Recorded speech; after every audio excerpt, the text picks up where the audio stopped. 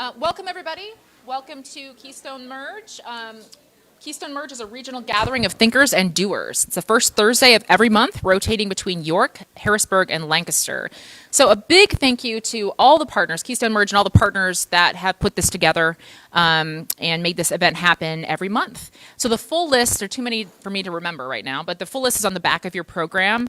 But want to say a thank you to the organizations that I'm actually representing who are co-sponsoring tonight. The biggest one is WITF, who's gracious enough to host this beautiful, us in this beautiful space. So yes, please do say thank you. And we're going to invite Ron up to say a few things in a couple minutes. But this particular event is also co-sponsored by the Harrisburg Launchbox, powered by Penn State, and Ben Franklin Technology Partners, Central Northern PA. I'm just going to share a little bit about those sponsors in a minute, but what to expect tonight is that you'll hear from two great entrepreneurs who will present for 10 minutes, and then we'll have 10 minutes of discussion with each and offer help for the issue that they've identified. So looking forward to that. Okay, first a little bit about the two sponsors I mentioned, Invent Penn State, Launchbox, and also Ben Franklin Technology Partners. So I realized I didn't introduce myself. My name is Andy Hughes. I'm actually the Director of Outreach for Ben Franklin Technology Partners, Central Northern PA. And I'm also the Director of the Harrisburg Launchbox, powered by Penn State. And I'm the statewide coordinator for the Invent Penn State Launchbox Network, which we call the Innovation Network. I'm going to talk a little bit about Invent Penn State first. I'm going to then get to Ben Franklin. And then we have some events coming up through Ben Franklin that I want you to know about. So I'm just going to mention those quickly too, and then we'll have WITF share a few words, and we'll go on to the presenters.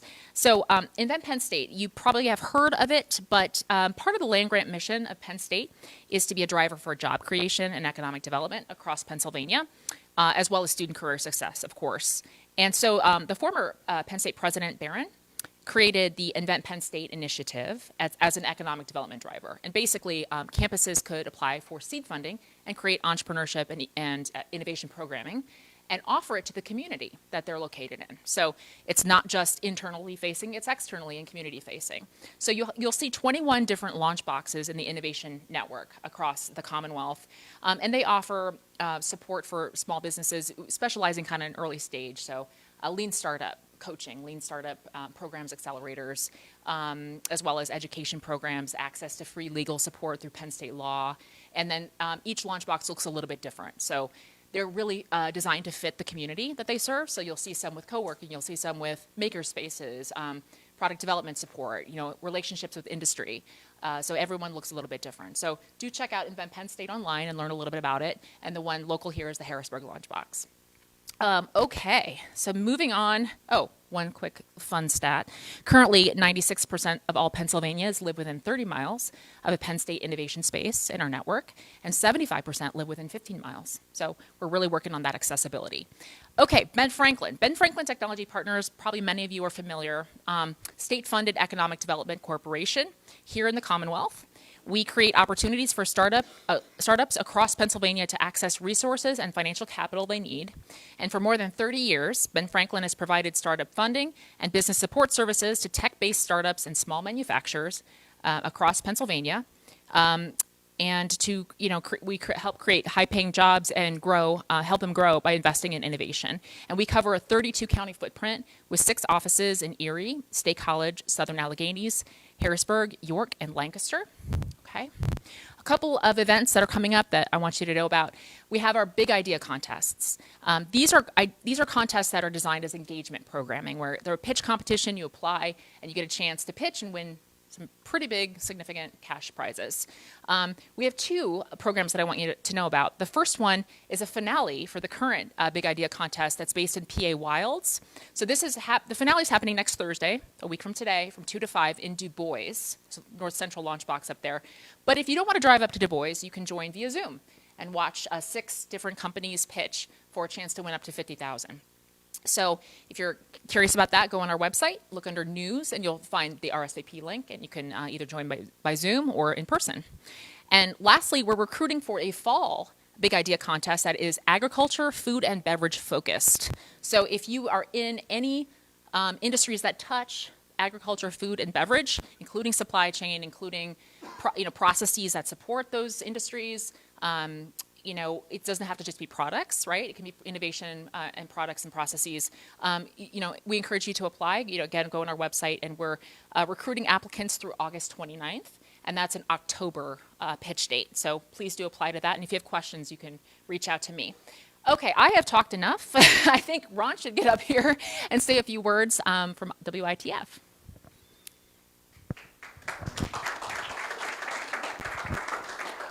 Thank you so much. I'm Ron Hetrick. I'm President and CEO of WITF, and I just wanted to take a brief moment today to thank you for coming and visiting us here this evening.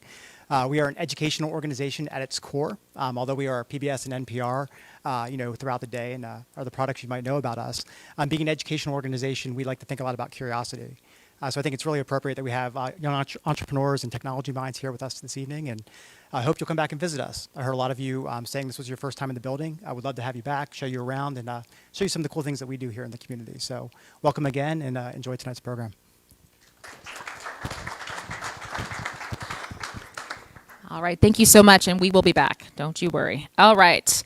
So now we're going to get to the part of the presentation where we hear from our entrepreneurs. So we have two excellent entrepreneurs tonight. We have Natalie Wallace of Honey Bear and Angela Capeles with Capeles Agency LLC. Natalie will speak first. So Natalie Wallace, come on down. Oh, yeah.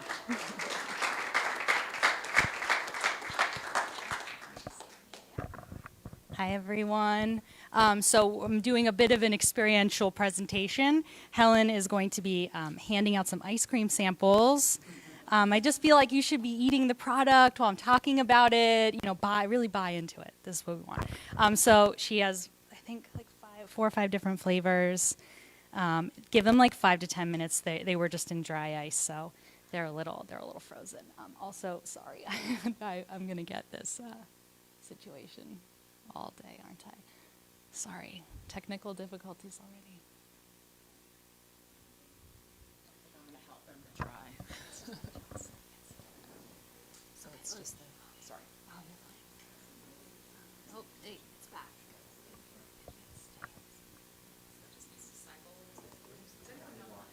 Oh, Tony, it's okay. Let me just.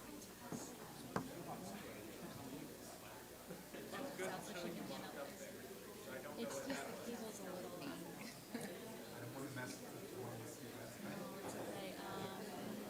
I feel like that went to sleep, maybe. Oh yeah, I think that's even. Yeah, I think if you do what you're doing, maybe try to reshare it.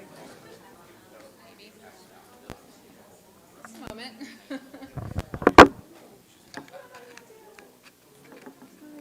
It's pretty tight. We're having a connection issue.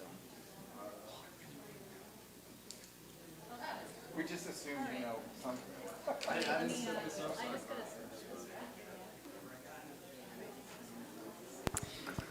Facebook Live folks, just bear with us while we pass out ice cream and get the presentation fixed up. But we'll be right back with you. Oh, cool! Look at that. It's really working out. That was planned.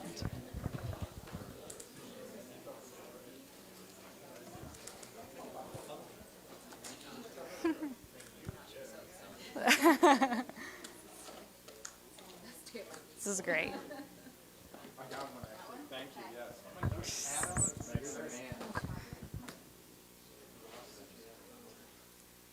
All right, it looks like everyone about has their, it's probably a rock, so give it a moment.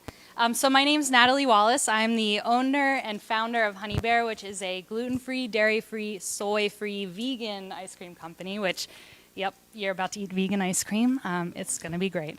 I'm also a filmmaker, and it's very serendipitous to be here because WITF was the place of my last college internship, and I actually met my husband here. So I love this place. It's the best. Okay, so a quick background about me. I'm what I like to call a multi-passionate person. I have been my whole life. In college, I narrowed my pursuits to filmmaking. And after graduation, I moved to Harrisburg and started my first video production company, which is named Birdhouse, which is our wedding film brand. 4 years later, I started Wonderscope, which is our commercial video production company. I've been fortunate that in the last 13 years, I've been able to grow both of these companies to become six-figure businesses, and we've captured over 200 weddings in over 18 states, as well as a destination wedding in Italy. And we've also done commercial work for brands like Penguin Random House, Hershey Entertainment and Resorts, and lots of local loyal clients like the Harrisburg Symphony Orchestra. Oh, sorry, I'm messing it up. Sneak peek. Lost my spot. So throughout my professional journey as a filmmaker, I always knew that I wanted to start a food business. And about 10 years ago, I developed a bunch of food allergies and intolerances and started making desserts just to kind of like please my own personal desires.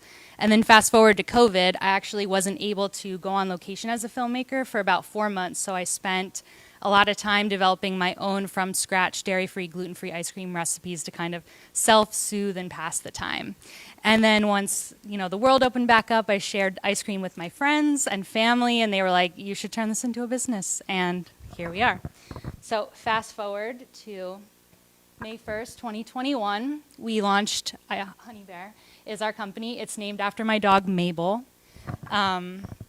We had our opening day, and I gave out samples just like this size that you're having right now for free in exchange for email addresses and feedback. I really wanted to make sure that people liked the product and that people, my friends in particular, weren't just talking me up. Things went really well, and from there we went on to sell scoops and pints all of last summer at pop-ups throughout central Pennsylvania. And this winter we started delivering pints to our customers' door in Harrisburg and Lancaster area. This March, we landed our first big wholesale account, and we started selling pints at Lemon Street Market in Lancaster, where you can still purchase our pints today. This summer, we're hoping to expand to some stores in Harrisburg, like Little Amps will be carrying our pints, and hopefully some brand new Sunday cups coming soon. So with just 1 year under our belt, we've realized that our strength as a business is that we have a very niche product. Our ice cream formula, it's a from-scratch recipe. We make everything, including the mix, by hand, which is not a very typical thing with ice cream. Usually companies buy mixes and then dump them into their machines. We're actually making the actual mixes where it starts. So that, coupled with the way that we're producing our ice cream and churning it, is giving us a super premium ice cream. Super premium, it has a little bit to do with the fat content and also with overrun. Overrun is the amount of air that's whipped into ice cream, and the more overrun that you whip into it, the cheaper you can sell it for. Super premium ice cream brands are Haagen-Dazs and Ben & Jerry's, and their overruns are around like 20 to 50%. We're falling into that category as well with ours. So our goal with our business is to become the first, to our knowledge, super premium, vegan, gluten-free, allergy-friendly ice cream company nationwide.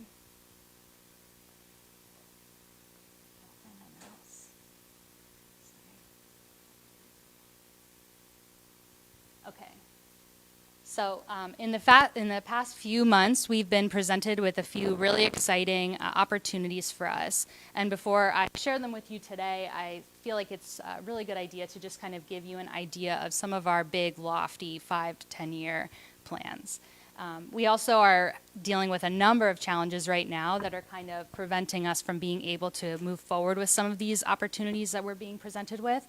So that's kind of what I'm looking for feedback on tonight is our plans going forward and kind of, responsible steps that we can take moving forward to move towards this. So in 5 years, we're hoping to do national shipping direct to consumer online through our own website with reduced shipping costs. If you purchase ice cream pints online through any national company, the shipping can run about $70 just for shipping alone. So that's for dry ice, packaging, and then the shipping to get it there in 1 to 2 days. We would love to get it to a place where it's like $20 to $30 free would be amazing, but that's a lofty goal. So in order to do something like that, we're likely going to need to be producing our own dry ice on site. We also would love to be wholesaling our pints with national grocery store chains across Pennsylvania. We've already been given introductions to a few of those, which I'll be talking about shortly. We'd love to have a seasonal scoop shop in Harrisburg, which we don't currently. We're just doing mobile pop-ups. My team isn't here right now because they're at my house finishing out our mobile ice cream trailer, which is debuting in 2 days at Veg Fest in Lancaster, which is really exciting. And then we would love to build out a certified gluten-free kitchen and then get that certified gluten-free label on our packaging, which is a really big deal for people with allergies. In 10 years, we're looking to be wholesaling our pints to national grocery store chains across the East Coast. Would love an additional scoop shop in Ocean City, New Jersey. It's like the ice cream place to me. There is no vegan ice cream there, so they need it. We have very big, lofty dreams of becoming a certified B Corporation. I haven't really talked a lot about our name, but our tagline is ice cream that loves you back. And for us, it's inspired by my dog, but really it's all about like eating food that treats you well and also treats the planet well. So that's a big part of what we do. We currently give a portion of our sales to various animal rescues and nonprofits throughout the year. And then, of course, you know, we're going for multi-million status because one's not enough. So what I want to talk to you guys about and get your feedback on is just like some of the opportunities that we have and then some of the challenges that we're currently facing. So we're running a really lean operation. There's 3 of us doing everything. We work out of a commercial church kitchen. We pay super low rent and we have unlimited use of the space. However, we are unable to do very large wholesaling opportunities because the space isn't up to code for chain stores. So we've been given introductions to Wegmans, and we also have a very nice chef in Philadelphia who's taken a liking to our ice cream and is waiting to introduce us to Goldbelly, which is a national direct-to-your-door food service app. That would be amazing for us, but we can't accomplish any of that with the current space that we're in. So we're right now kind of like looking at, do we build out a commercial kitchen space to be able to expand and take on the wholesale opportunities that we think we'd like to do. For us, our pints sell better than everything, and our pints are extremely expensive compared to other companies. Our pints retail at $15 a pint. And eventually I think we'll be able to like taper it back, but with our current production, the level of involvement, that's the price right now. So that's what we're looking at. We think that a commercial kitchen space is going to be at least $200,000 with the equipment and then the whole build out. At the same time, it would be great if we could tie that into a retail scoop shop, but we just feel like the likelihood of finding a space that we can have like a proper kind of warehouse kitchen is not going to be glamorous enough to have customers coming and buying, you know, scoops of ice cream there. So for us, the retail scoop shop might be a secondary goal. So right now I would just like love to get anyone's feedback and thoughts about all of this moving forward. We feel like we are at a place where we might need to start raising capital. Everything's been completely self-funded and we've actually used the profits of our other businesses to help support the growth of this one. And so far it's been really promising. So we're considering exploring different like capital funding opportunities and are just trying to decide, you know, how can we do this in a responsible, sustainable way. So thank you guys so much for your time. Really appreciate you all being here and looking forward to hearing from you.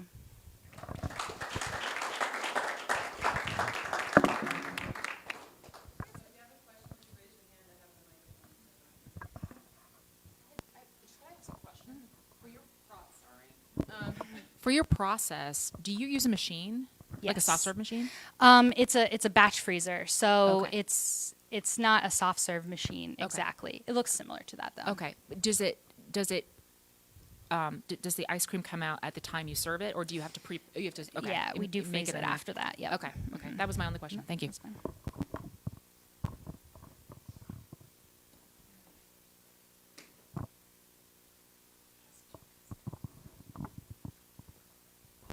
Can you say a little more about your kitchen requirements? Because is it any kitchen a caterer is currently using, or it's a certified commercial kitchen? From our understanding, it needs to be a very sterile space that has floor to ceiling capabilities to be like hosed down. It needs to meet a lot of like sanitation requirements, and so I don't know that we could necessarily get, you know, like go and rent a restaurant space or something like that. We would still have to completely change kind of the infrastructure inside. I think that's one of the biggest requirements.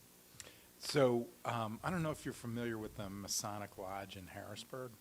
They used they used to claim and offer for rent a commercial kitchen in their facility, and I'll look after that. But I knew some caterers that were using that space, and I've been in it, and it looks like you could hose it down, but I can't say I know it's Okay. certified. Great. Thank you. Thank you for sharing that. Sort of a different way to think about it, but have you looked at, or are there contract manufacturers in the ice cream space that you could partner with just to get started and to ramp up your wholesale ability? Yeah, that's a really good idea. We haven't explored that yet. Most people in ice cream use co-packers, and we haven't been able to do that because of all of our allergy requirements. We're kind of like hitting this niche where people are super allergic and they come to us because we're safe. But I think exploring something like that is a really good idea.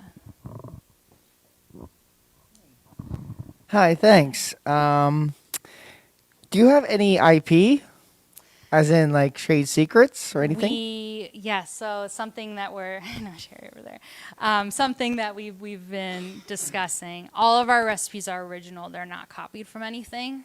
So technically, yes. So we she have- signed an NDA, What's that? your helper. Okay, thank you. Yeah.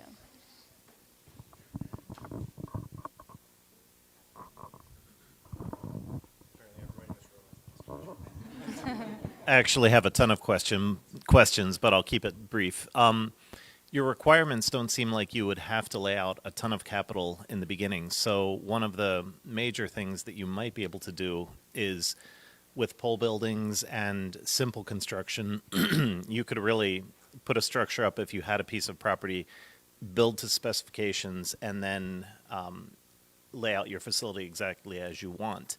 Doing this with coupling with crowdfunding to give away, they could be certificates or something like that, so that you're not, pre-selling pints wouldn't make sense, but pre-selling $100, $200 certificates or something could get you quite a large offering that you would be able to do on a Kickstarter or something like that. And it just, to me, it seems like a very simple way that you could move forward without giving equity in your company away. Do something local, custom built, right to your specs, and move forward with all of your equity intact. So, I mean, that's the dream. So, Right. I mean, is it achievable right now is what we were Sure. unsure of. Yeah. That Okay. sounds like a great idea. Yeah. Thank you. Oh, you like it? Delicious. Thank you. Thank you. It's absurd. It's like the best. I'm going to follow on with the delicious comment. Yeah. And I am an ice cream eater. And the reason that that I buy the ice cream I buy is because it's made from a farm that's right by me. So they have a processor that they use. Have you checked with, a lot of these small farms have created co-ops, and there's other groups that they work with, and a lot of them make their own ice cream. And so there might be an opportunity. It's not vegan, Right. but there might be an opportunity from a processing perspective to look down that path. For sure. Yeah, I think it's a good point. We need to consider exploring these other local options. Thank you.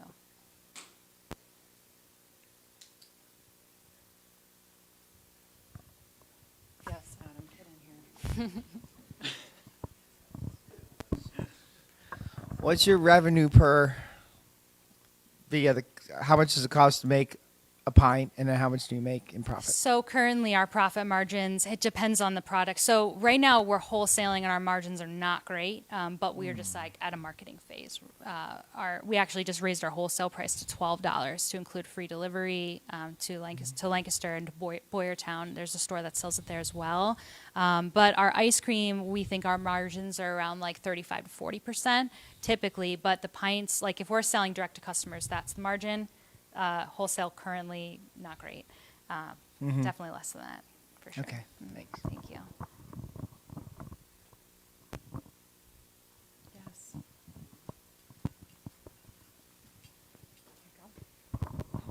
Hi. So you mentioned there's a couple of other people besides yourself who are working on this. What are their backgrounds? From your 5 and 10-year goals, it sounds to me like you're in the supply chain business and not the food business. So how is the team structured right now? Yeah, so we actually have a really interesting dynamic team. None of us have backgrounds in food, other than like work scooping at an ice cream shop and working at Long John Silver's and being a fry chef at Friendly's. That was the extent of our experience. So we're crushing it in the kitchen. We're learning, but we have a guy on our team who's dealing with all of our wholesaling and supply chain stuff because he has a background in that. Used to work for a PC parts company, dealing with all parts and service for large scale companies, and it was all supply chain. So he's doing all of that. And then I have a twin brother who works with me on this full time, and he's actually a former electrical engineer. And then I roped him into filmmaking, and now I've roped him into ice cream. So, he brings a lot of experience in systems building, and they're both very technical. So we have, I think, a wealth of, different backgrounds that help us. No one in food, though, which is interesting. Do you have advisors that have food space background? Food? Currently, no, but I do have some contacts, but haven't been able to Talk to me after. I have a couple to Great. introduce you to. Thank you. Anyone else? All right, let's give Natalie another round of applause. Thank you. Very much.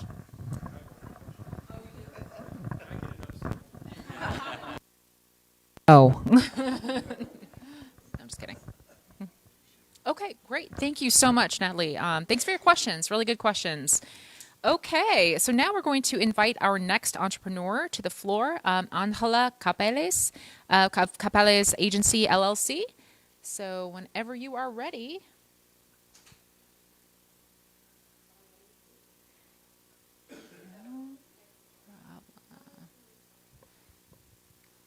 Oh, there we go.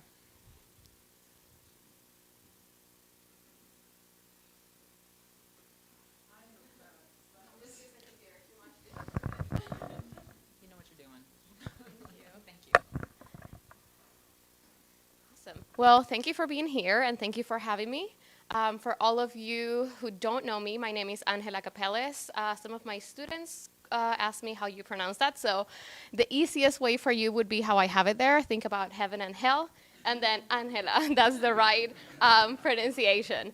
A little bit about me and my journey. I'm a proud Boricua, Puerto Riqueña. I was born and raised in Puerto Rico, and I moved to Pennsylvania in 2015.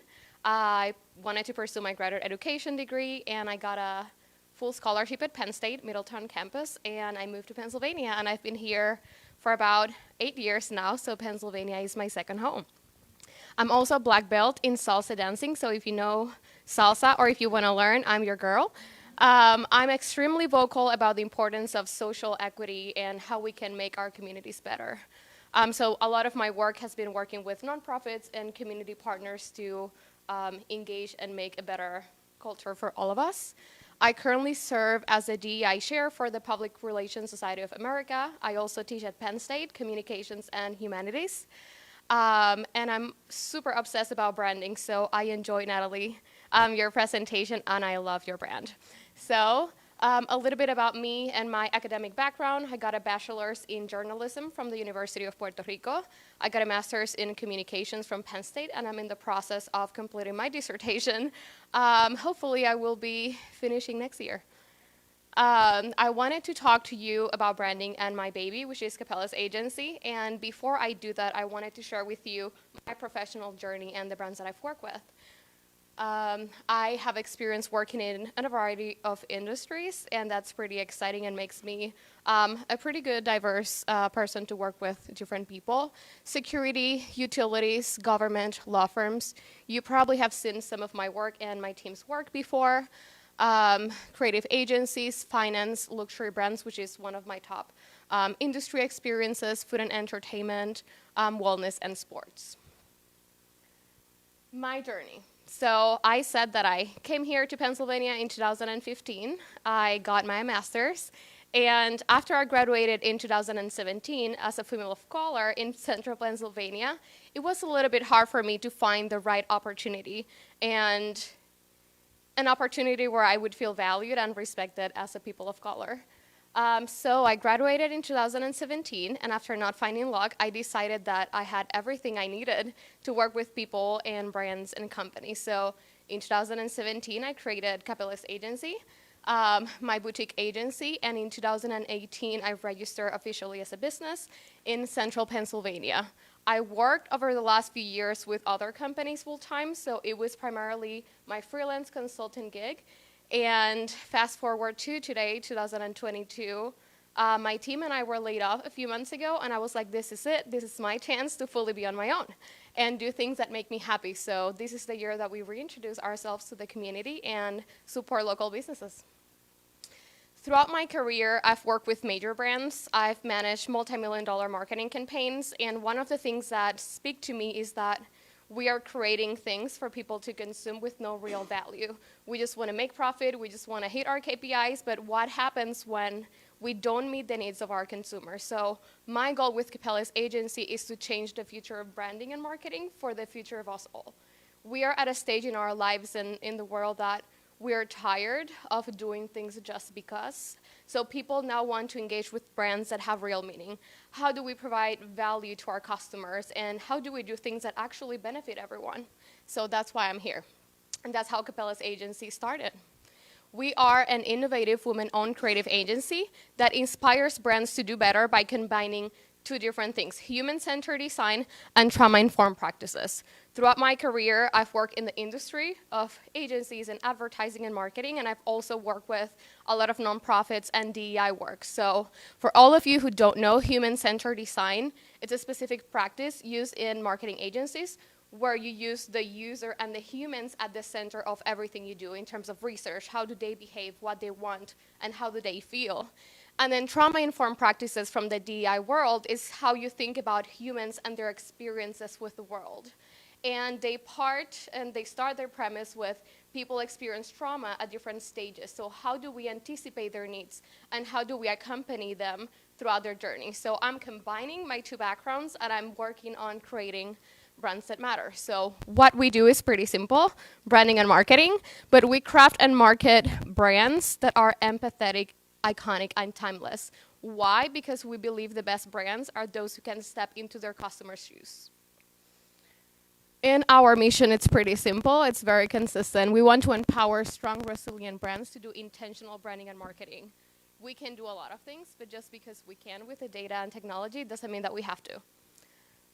So how we can really serve our clients, it's pretty simple. 4 core areas. We have branding, everything from brand strategy, brand audits, brand visual identity, brand transformations. That's pretty much it. Art direction, which is how do we visually tell your story about your brand to the world? And that could look like a video, commercial, production, brand photo shoots, and you name it. And then we have marketing growth, which is now that we have your brand, how do we connect and communicate that to people across a variety of methods and platforms? And design support, which is we have your brand, we have your story. How can we provide strategic design support across all of your marketing collateral, events, and so on? We serve clients in 3 main industries: small businesses, nonprofits, and entrepreneurs. We currently serve clients in the US. We have a few states, Puerto Rico, and a few Latin American countries. And the opportunities, which is why I'm here to talk to all of you, to get some wisdom. 2 main opportunities on the business and Capeles Agency. One is brand awareness. I've had over 9 years of experience working with other major brands and companies, so now it will be a transition period for people to know that I'm still providing those services, but on my own. And the other one is to provide sustainable growth. How can we continue to increase our client base? How can we continue to support people, not only in central Pennsylvania, but other states? And how can they benefit from working with us? So that's a little bit on quick journey on Capeles Agency and myself. So I'm excited to hear from all of you. What ideas do you have, questions that you have about what we do, and things that we can do better in the future?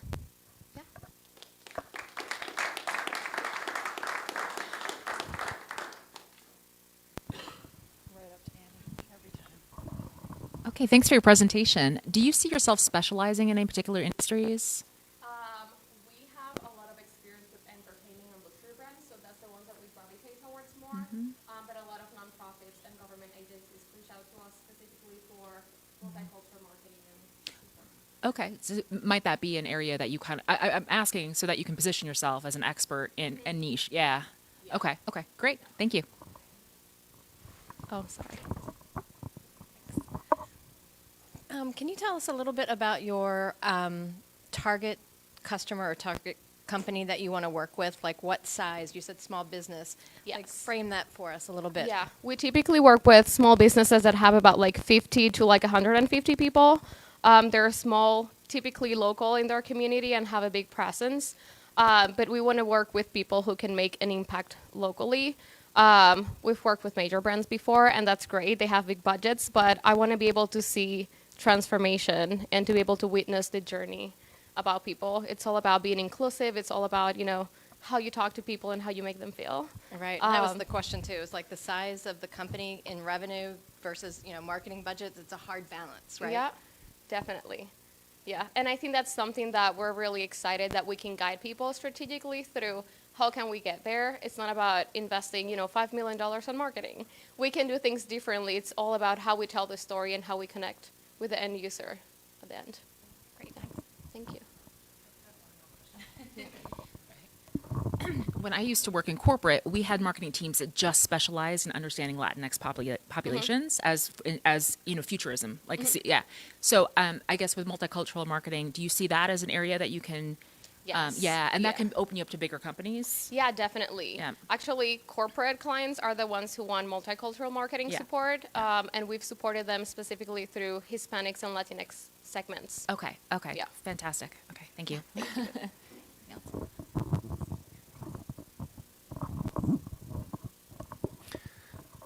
Great presentation, by the way. Thank you. You said you work with small companies, or you'd like to work with small companies. Do micro companies count under that umbrella as well? They do. I think Okay. it's just about the right fit. Typically, agencies just work with anyone just because they need the revenue, and I'm not in that mentality. I just want to work with people who is a right fit, and that will be like-minded individuals who want to do the best thing for their company, their employees, and the people that they serve. So small Okay. businesses is more because typically those smaller businesses have a core set of values that they typically support more consistently than bigger clients, in my experience. Right, and I saw from your presentation that you were going for things with a lot of impact, or Yeah. what I would say social awareness. Sustainability is under that umbrella? Yes. Okay. Yeah. All right, very good. Thank you. Thank you. Hi, thanks. Hi. Do you know about Primal Branding by Pat Hanlon? No. Okay, how about just building a community of people who love what the brand does and are zealots? How do you do that? Can you repeat the last part of your? Yeah. How do you think, as somebody who helps brand, do you take a company and brand it so well that the people love your brand and they become zealots, and then the flywheel effect really kicks in? How do I make that happen? Yeah. Well, the process is very systemic for me. I'm a journalism and also marketer, so I love processes. We typically run projects by phases, and when we're creating a brand from scratch or refining a brand, we typically have the discovery phase, which is where I get there with the team and I say, okay, this is the brand, let's live and breathe this brand. Essentially a brand audit. So we understand what's going on, what they've done before, what their vision is, their KPIs.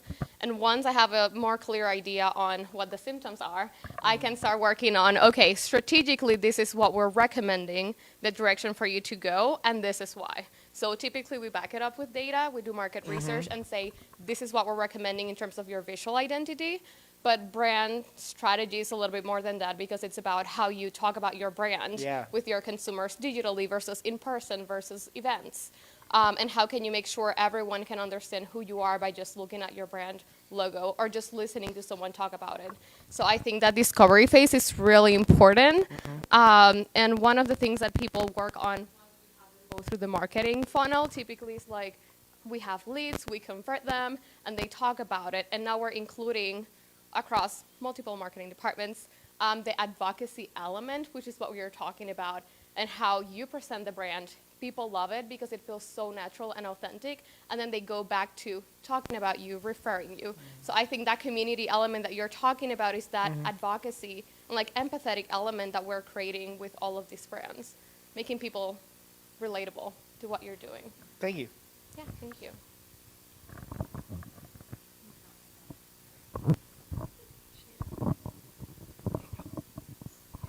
Great presentation. Thank you. So question about you with your mission or purpose statement, talking about the human-centered approach and the trauma-informed.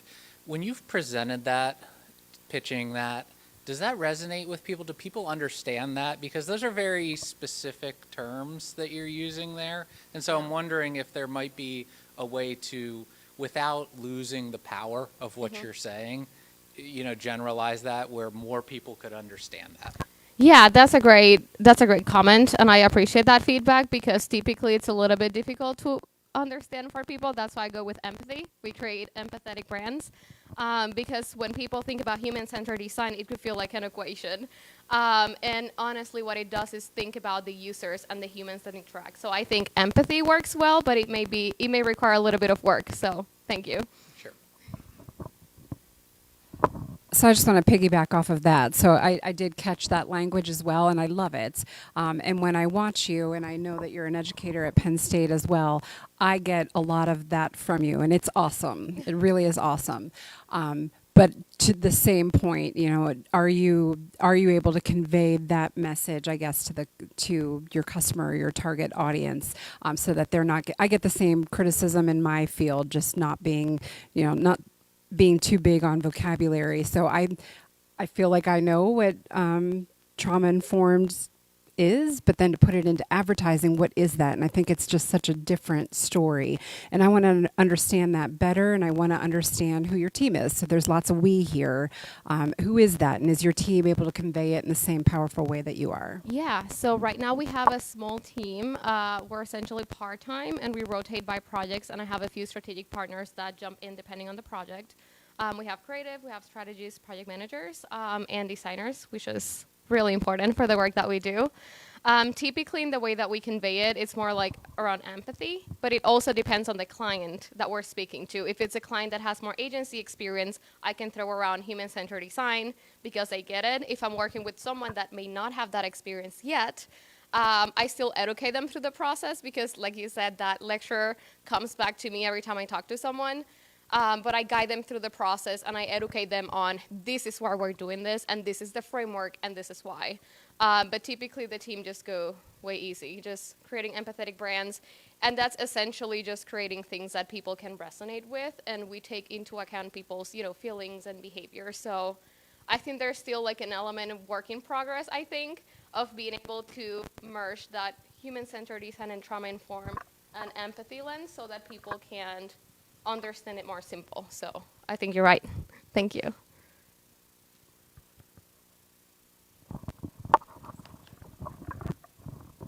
If Helen wants to ask a question, she gets it. I really, really loved like the last part of what we were just talking about, because I feel like a lot of younger creators, like including myself, and then especially within your target of like entrepreneurs and small businesses, are oftentimes looking to establish their brand from the beginning, because a lot of the words that you're using are important to like the future of things being built. So like the empathy and like awareness of your place with other people and how people are perceiving you.